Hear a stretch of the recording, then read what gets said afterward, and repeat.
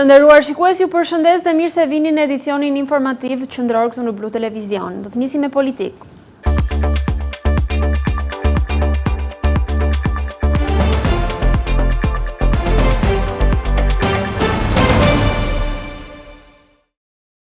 Këshilli Kombëtar i Partisë Demokratike ka zgjedhur 20 anëtarët e rinj të kryesisë, ku bie në sy fakti që mes humbësve janë dhe 5 deputet të grupit parlamentar demokrat.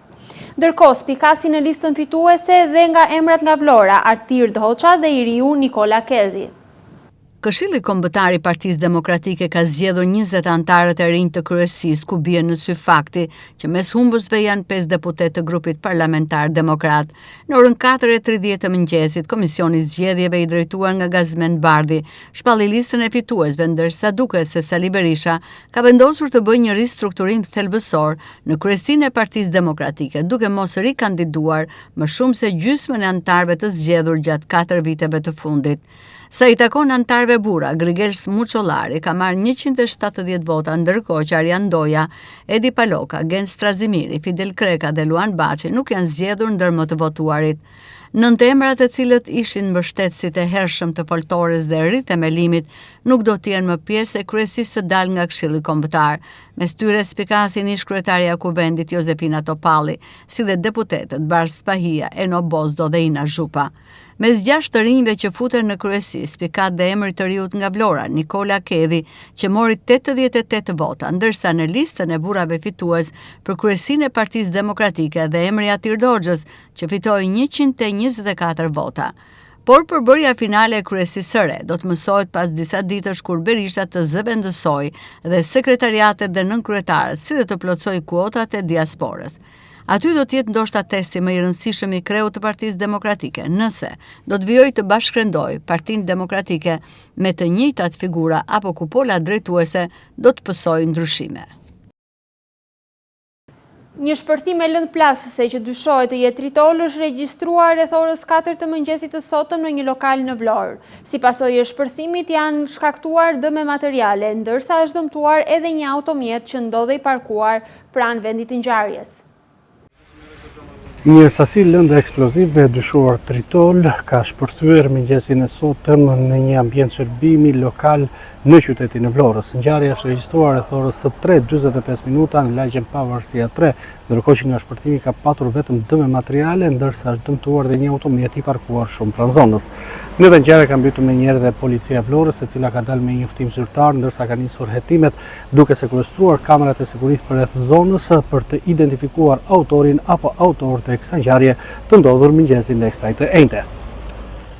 Një sasi lëndë plasë të dyshuar si titole vendosur pranë një lokali në lagjen Pavarësia 3 të qytetit Vlorës, ndërsa ngjarja u regjistruar rreth orës 3:45 minuta të mëngjesit të kësaj të enjteje.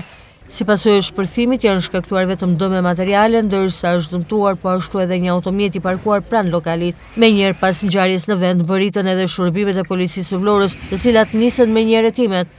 Mësohet se hetuesit kanë sekuestruar pamjet e kamerave të sigurisë në zonë, si dhe kanë marrë po ashtu deklarimet e pronarit të lokalit. Hetimet vijojnë për identifikimin si dhe kapjen e autorit ose autorëve të vendosjes së lëndës plasëse. Ndërkohë policia e Vlorës doli menjëherë me një njoftim zyrtar për ngjarjen, ku komunikonte se sot rreth orës 3:45 minuta në lagjen Pavarësia 3 në derën e një lokali në pronësi të një shtetasi me inicialet GP është vendosur një sasi e vogël e dyshuar lëndë plasëse. Si pasojë janë shkaktuar vetëm dëme materiale, bën më tej me dije policia e Vlorës në komunikimin zyrtar. Grupi hetimor në drejtimin e prokurorisë po kryen veprimet hetimore për zbardhjen e plotë të gjitha rrethanave të ngjarjes, si dhe për identifikimin dhe kapjen e autorit apo autorëve. Prokuroria e Sarandës me masa të reja sigurie në kuadër të ndërtimeve pa leje. Për veprën penale shpërdorimi detyrës, prokuroria ka vënë në akuzë një oficer policie gjyqësore, ish kryeinspektorin dhe ish inspektor të Inspektoriatit Vendor të Mbrojtjes së Territorit. Prokuroria e Sarandës vendosi masa të reja sigurie në kuadër të hetimeve për ndërtimet pa leje. Sipas njoftimit zyrtar të prokurorisë, në akuzë janë vënë një oficer i policisë gjyqësore, ish kryeinspektori dhe ish kryeinspektori i Inspektoriatit Vendor të Mbrojtjes së Territorit, IVMT.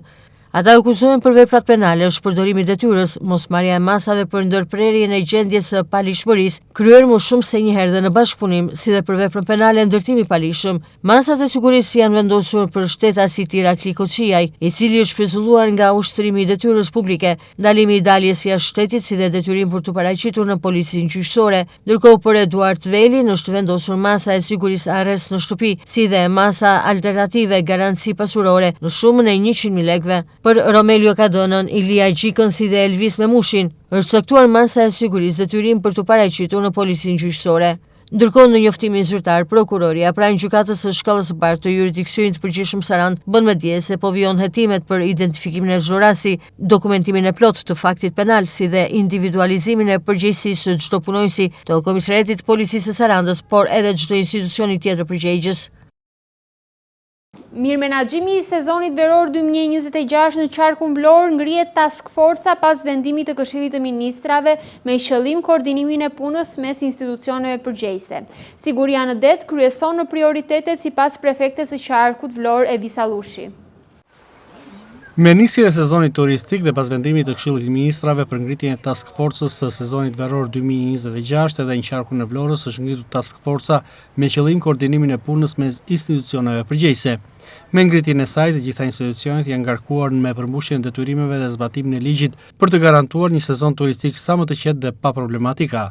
Prefekti i qarkut të Vlorës, Evisa Lushi, thekson se siguria në det është një nga prioritetet kryesore të këtij sezoni dhe të task forcës. Për këtë arsye, në takimet e zhvilluara me institucionet është kërkuar adresimi i të gjitha problematikave që lidhen me korridoret ujore, sinjalistikën detare dhe masat e tjera që garantojnë sigurinë e pushuesve. Ne tani jemi në kulmin e sezonit turistik, me daljen e vendimit të Këshillit të Ministrave për ngritjen e task forcës ndërinstitucionale për sezonin turistik 2026, ne si institucioni prefektit të qarkut kemi vijuar me ngritjen e task forcës në nivel qarku.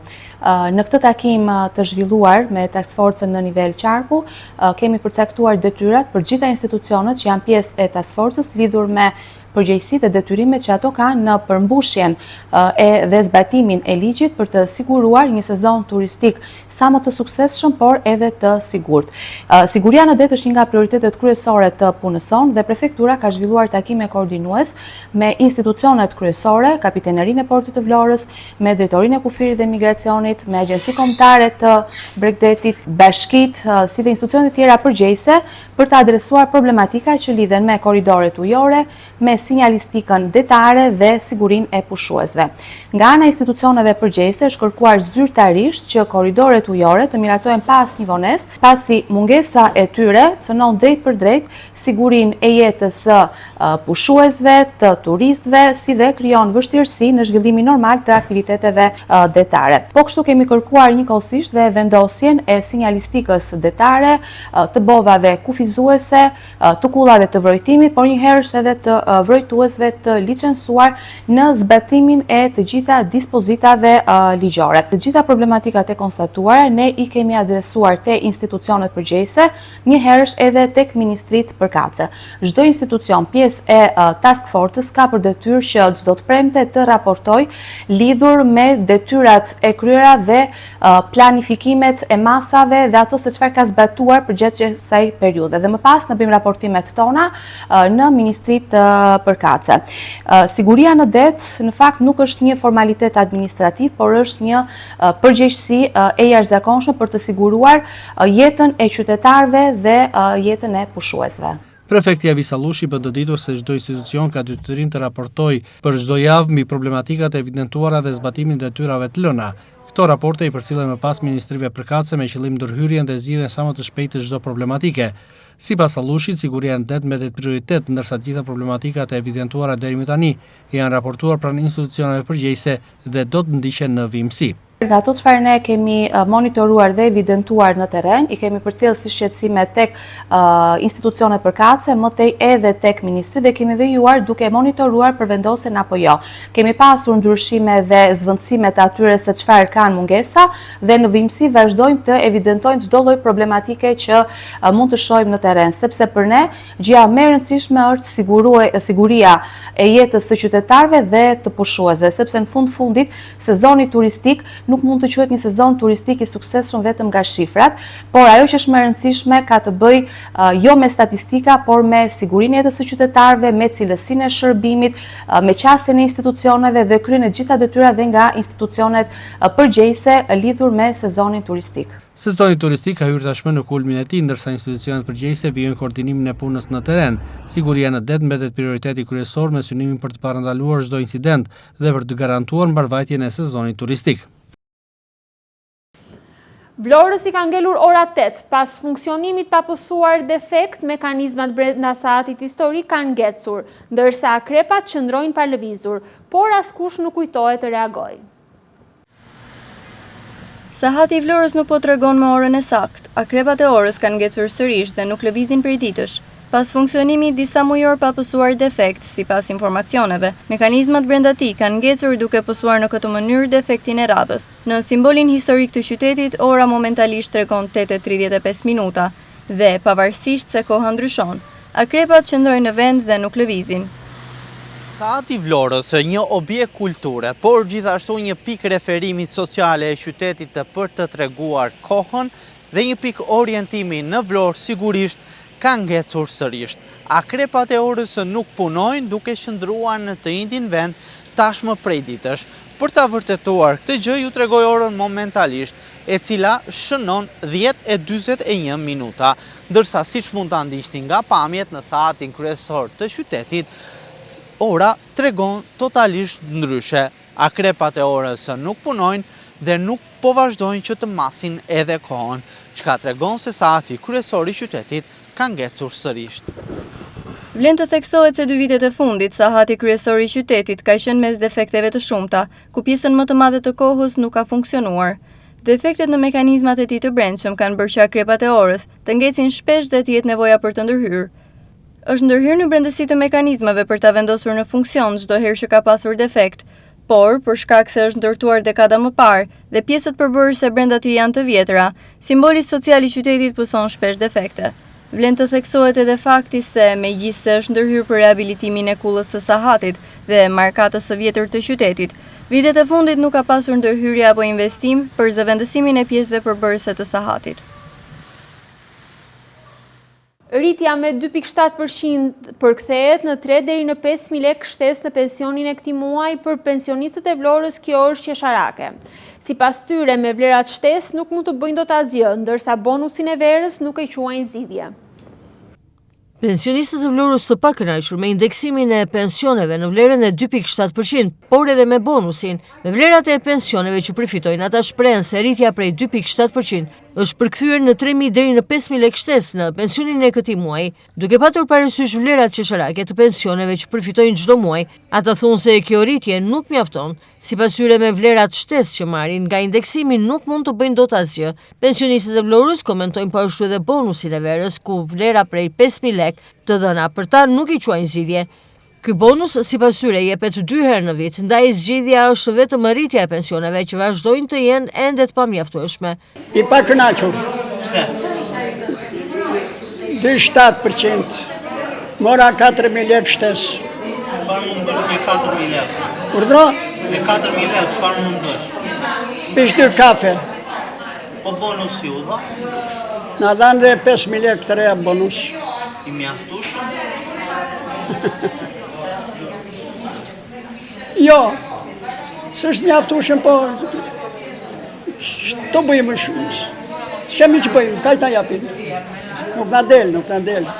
Kemi laçe, drita, ujë, shumë nuk na del. Cila është zgjidhja? Zgjidhja, çfarë zgjidhje? Sulm, protesta. Duhet rritje pensionit? Duhet rritje pensionit?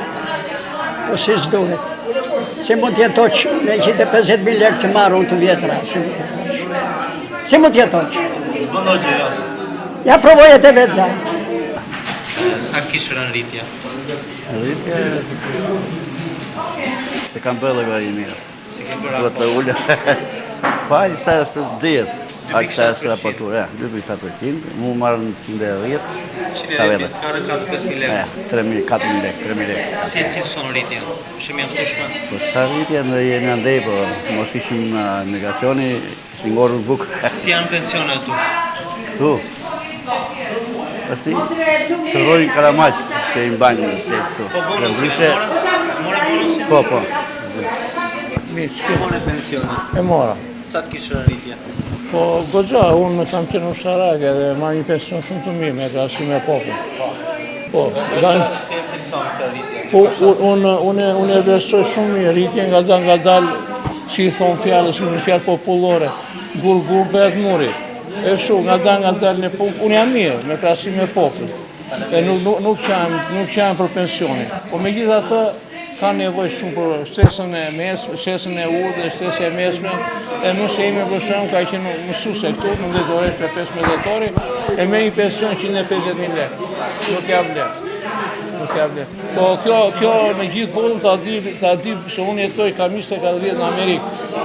Edhe ta di ta zotin, di gjithë që flasin qeveria, nuk i mbrit pensionin qeveria, i rrisi sigurime shoqërore.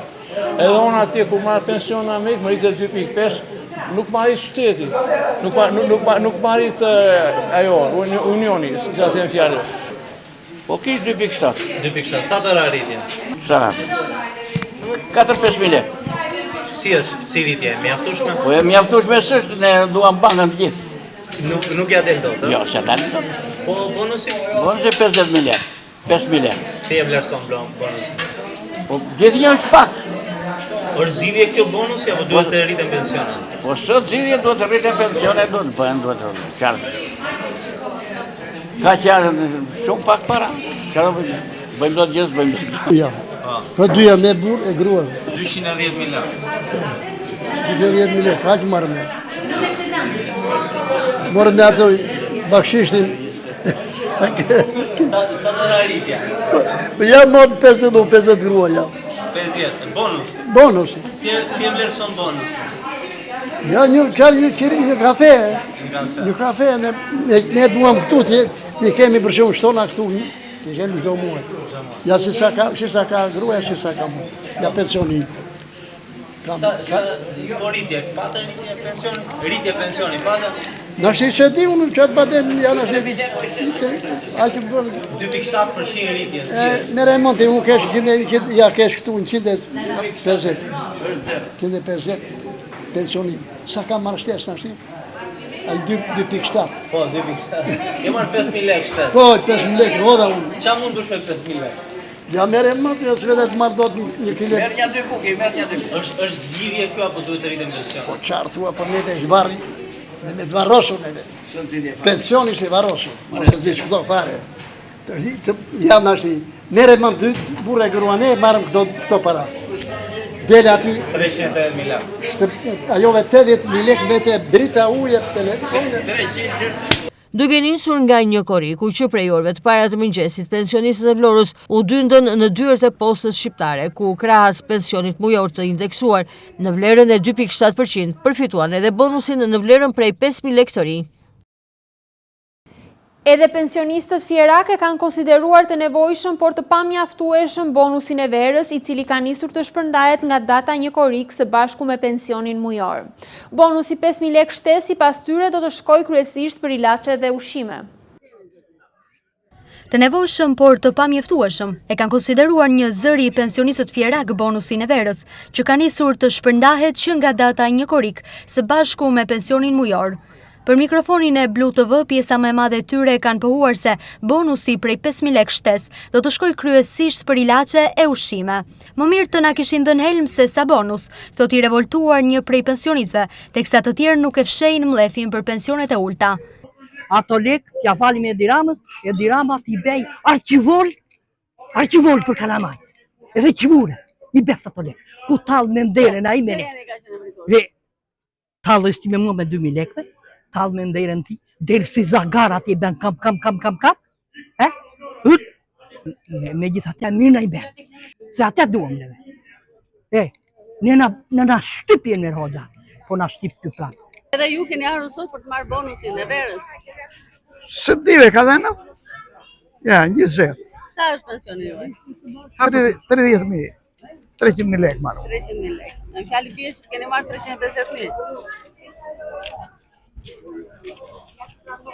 20, 20, 60, 80, 100, 120, 130, 160, 180, 200, 220, 230, 220, 300. Se keni marrë? Se ka dhe nata. Se përfitoni apo çfarë? Pyetot ju për bonusin apo jo? Ku pyetot aty? Ka shumë njerëz. Aty është nuk rritot. Po bonusi për 5.000 lekësh, është ndihmë për pensionistët bonusi? Ka 50.000 lekë. O Zot. Inshallah e rëmbejnë ikën. Inshallah. Është më kejt në enveroqa kjo. Teksa vlerësojnë si të pamjaftueshëm bonusin e verës, pensionistët fjera kanë kërkuar një zëri rritje reale të pensioneve për të zbutur varfërinë dhe jo bonuse apo indeksim. Na ka paguaj, morën veç, gjom televizor që përmi një bonus. Po, ne themi për bërëqave sa një që nga ka dhe në toj. Një pension me të mirë, me bonus, morëm sot prap, ne imi. Pension, 100.000 lekë ma. 100.000 lekë që do marru. Po që një mojë dhe marrë një ushqime. Që dhe në, pagojnë dritat, uj, kajtë. Bravo. E dim që tani të gjithë njëzë po uoni. Jo, lekë, jo, kësu, s'kemi, po 100.000 lekë që janë. Si gjithë. Po të po marrë nga 800-900 euro, 100 euro marru. Qa të është me 100 euro? Pra, ne themi falim deli nga dhash, të bëjmë kajtë. Një 5-10. Ne kemi shumë gjeraj, edhe kjo bonat 50 nuk nga dali fare, se marim hilaqe, 50.000 marim hilaqe. Pensionim është 225. Nuk është i mjaftoshëm, avakat mine ja u bjem qafë kalamanjës. Ata kam për vete fëmit, në animojnë e qikje marim hilaqet. Psheshe 15 lekë është një herë të pësonjës marim diqka. Pensionit jetë miliard më mire. Po minimal, bi 300, halosë është një qikë. Se ne jemi dhe me ilaqe, jetë bi 300, halosme. Me së bje shumë më qafë kalamaja. Bonusin e verës për 50.000 lekësh. Po. Sa po e keni marrë? Është ndim për ju? Shumë ndim është. U falemderit. Është jashtëzakonisht ndim. Ne jemi pensionista, edhe ato 50 që i kanë ngelu, u falemderit. Po mirë, do ishte më mirë që të keni bonus e her pas here? Dgjoj, kemi pensionin, se u marrë dhe lekë e gruas sa e se smuri marrë me prokur, deri sot, falemderit. Kam numëruar, për të shikoj, ne kemi marrë, për neve ndimën se neve jasa le kam. Sa është pensionime? Pësoj jemi 109.000, mora dhe për këtë bonusin do hap 50 bukë, ja ka që është. Nuk është, në një shumë madhe, po dhe pak nuk është. Do ishte më mirë të kishit bonus e her pas here, apo një pension dinjitos? Kishit një pension dinjitos të përhershëm, nuk lëptonim jo bonus, jo merë, jo mos merë. Unë që do bëj? Në në që të një lekë marë, nuk kam që bëj. Do paguaj dita, do paguaj uj, do hapë, që do bëj? Sa duhet i ishte? Po të isha të paktën 300.000 lekë, të paktën, që të vija vërdalë. Po hajtë më, sa për ilaqit i mërën këtaj radhe, se shumë nuk është. Sa është pensionime? Bej sa këti sa përshëtëm neve të tëra me ilaqe, me ngreri, me pire, ku në dalin këto, për hajtë. Ne qasim kosë gjithë të përso. Pandimën e fëmive, ja dalin do të pensionistët? Jo, farë. Se me shumë me po bëj një muaj me veshët, po t'i gjoj. Nuk kam vizitur do. Atë zë dalin dhe për ilaqe. Për ilaqe nuk la dalin këto lekë që vaj neve. Ja, këto janë, këto lekë janë. 50.000 lekë ose 5.000 lekë, së femine. Se a shko kemi të jedi paka shumë. Qa 50.000 lekë me? 5.000 lekë ja. Vete për një kafe një rakjo të mbaruan. Me shok, që vetëm nuk i pindot. Ditë për ditë. Pensionist neve kemi punu ka gjithë. Ka që vjetë. Me rame, ike me gjithë ramën ike. Me salerate me këta. Lej qunat e rinë. Ta maj, gjuna. Se keni 200 vjetë në shtetë, që ku ke linë në nena. Po t'janë qunat e rinë, soni se do i merë një ditë për ditë? Po kur mos që dhe ata, pëse, që themu. Po e shqit tokat të dhe shqit jem mua 5 euro. Edhe pse ky bonus është në ditët e para të shpërndarjes së tij, në të gjitha degët e postës shqiptare në Fier, vihet re dyndje e madhe të moshuarish për ta tërhequr sa më parë. 75% e maturantëve kanë përmbyllur këtë vit shkollën industriale Pavarësia në Vlorë janë punësuar në profesionin përkatës. Këtë fakt, drejtori i shkollës Gentian Boçi e quan si një sukses jo vetëm për industrialen, por dhe për arsimin profesional. Në Vlorë është mbyllur një tjetër vit i suksesshëm për sa i përket arsimit profesional. Gentian Boçi, drejtori i shkollës industriale Pavarësia në Vlorë, tregon se ky sukses dallohet i qartë nga sistemi i gjurmimit, por del në pas se 75% e maturantëve që kanë përmbyllur shkollën janë punësuar në profesionet përkatëse. Boçi thotë se të dhënat tregojnë se nga 100 maturantë vetëm 4 prej tyre kanë emigruar, por edhe shumë të tjerë prej tyre kanë hapur biznese personale në profesionin përkatës. Këto shifra janë ndikuar sipas Boçit nga rritja e kërkesës së tregut të punës, si dhe rritja e pagave të profesioneve. Unë do e filloj nga sistemi i gjurmimit dhe nga të dhënat që na ka dhënë sistemi i gjurmimit për maturantët e jo këtij viti, por të një viti më parë. Nga të dhënat e përpunuara sistemit të gjurmimit, që është një sistem që i ndjek maturantët edhe pas mbarimit të shkollës, rezulton se 75% e maturantëve 6 muaj pas mbarimit të shkollës janë në profesionin përkatës. Të punësuar ose të vetë punësuar në biznesin e tyre, kjo është një gjë që nuk e përmban sistemi, por 75% janë të punësuar në profesionin përkatës.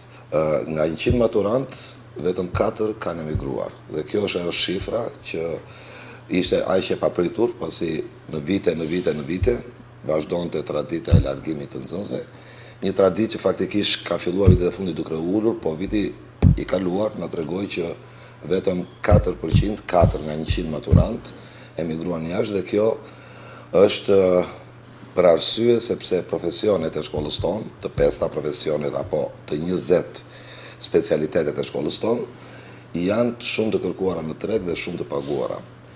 Sot të gjitha profesionet janë një profesionet të cilat mund punosh edhe i regjistruar si i pavarur, po edhe duke punuar në një brigadë medike tjetër.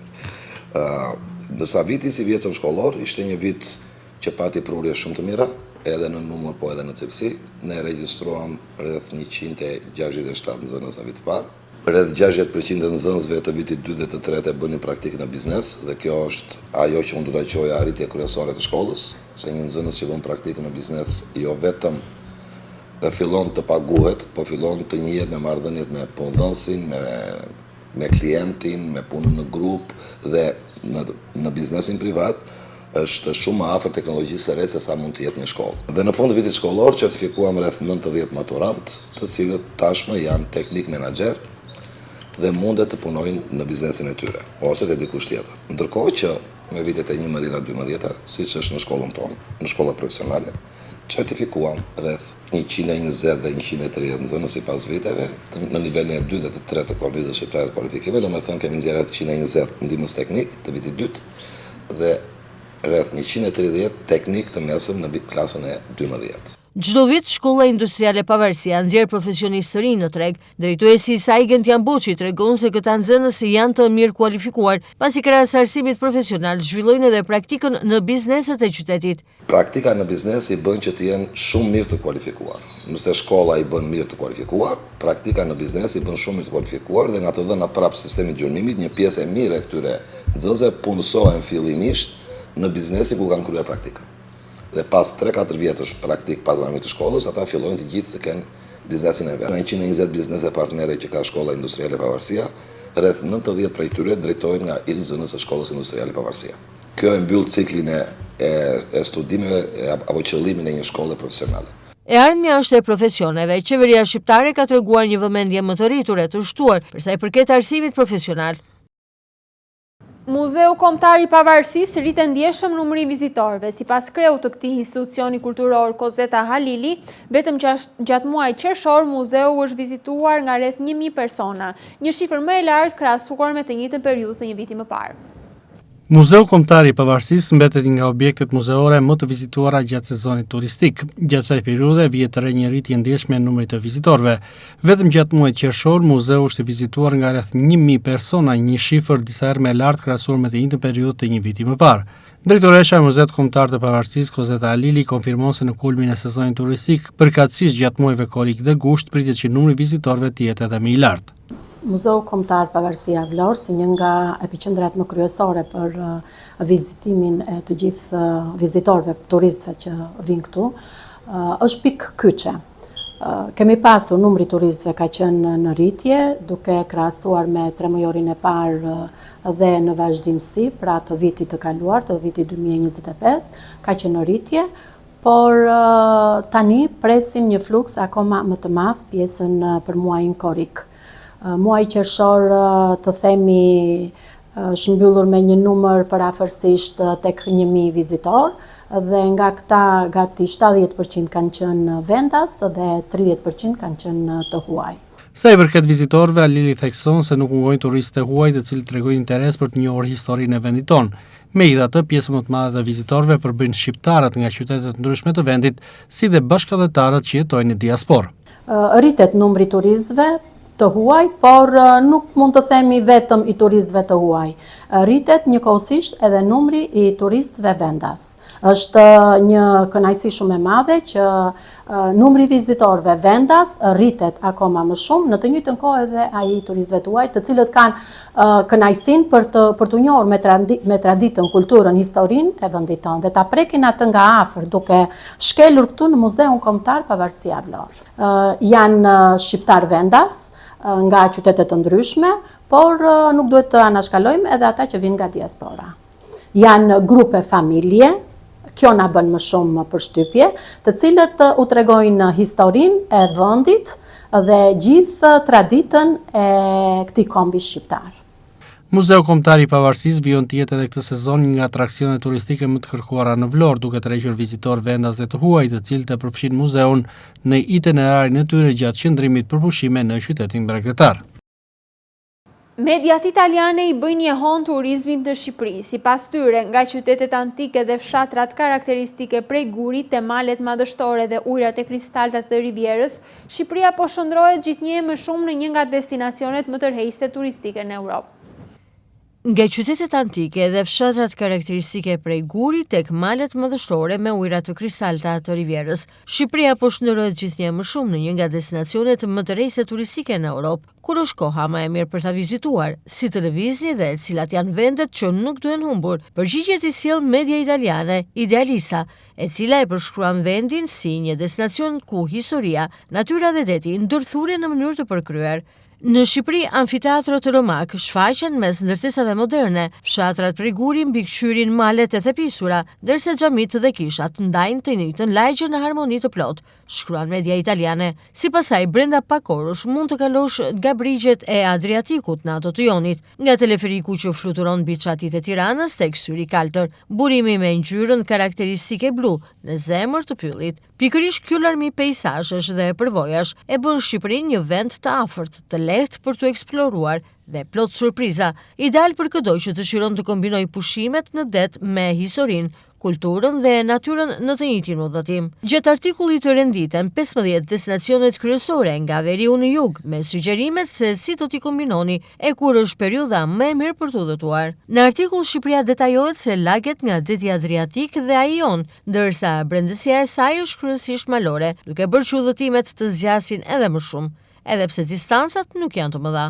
Për një vizitë të parë që përfshin detin, qytetet e mbrojtura nga UNESCO dhe eksplorimin e maleve shqiptare rekomandohen të paktën 7 deri në 10 ditë, e nëse keni vetëm 3 apo 4 ditë, është më mirë të përqendroheni tek Tirana dhe zonat përreth saj. Gjatë verës, Riviera shqiptare nga Vlora e deri në Ksamil është destinacioni më i preferuar, ndërsa veriu dhe zonat malore mbeten më të frestat. Bëritja në Shqipëri përshkruhet si e thjeshtë, fluturimet direkte zbresin në Tiranë, ndërsa tragedet lidhin Italinë me Durrësin dhe Vlorën, një zgjidhje praktike për ata që udhëtojnë me makinën e tyre. E për të lëvizur, makina personale ose me qera ofron lirinë më të madhe dhe mundëson vizita në plazhe dhe parqe natyrore. Rrugët kryesore janë përmirësuar ndjeshëm, megjithatë disa akse malore mbeten të ngushta e me kthesa të shumta. Për turistët që udhëtojnë nga Italia, për hyrjen në Shqipëri mjafton karta e identitetit e vlefshme për udhëtim jashtë vendit ose pasaporta.